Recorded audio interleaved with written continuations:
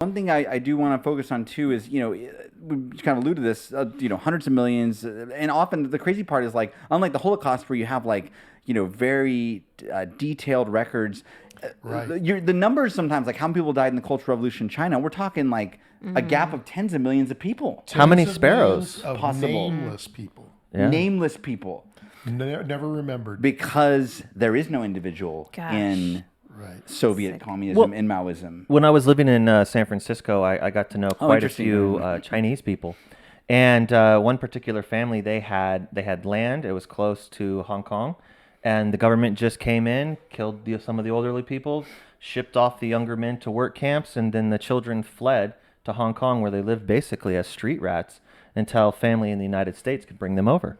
And it was just... That was within our lifetime. It was within our life. I know people who were born during this time that were there.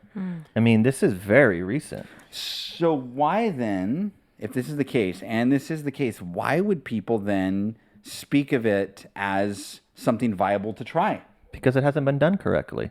I love that every line. time. They say that every They time. say it every time. I'm serious. It's true. This was like in the early 90s when I'd go to Berkeley, and to watch this whole bookstore shift from this ascendant, optimistic titles and publications to, darn it, they just got it wrong. The Soviets just didn't know what they were doing. We're going to... Warm collectivism. I'm sure Stalin or Lenin never used the term warm collectivism like Mamdani did. But yes, could it be warmer?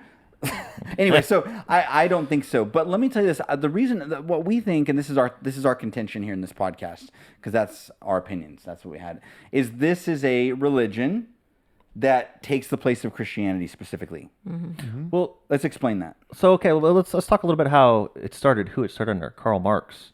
We were just talking prior to the podcast about the demonic relationship between Karl Marx and his ideology. There's a book by a guy named Paul Kengor, a Catholic scholar, who has a book called The Devil in Karl Marx, and says that Karl Marx, was like not just like irreligious, but anti-Christian, and grew up in this like a German Lutheran household, a father that converted to Lutheranism that was previously Jewish, of course, and very liberal Lutheranism, by the way. And he apparently composed like satanic poetry. But usually the contention of Karl Marx is that it's just materialism. Right. The religion is opiates of the people, is what he said.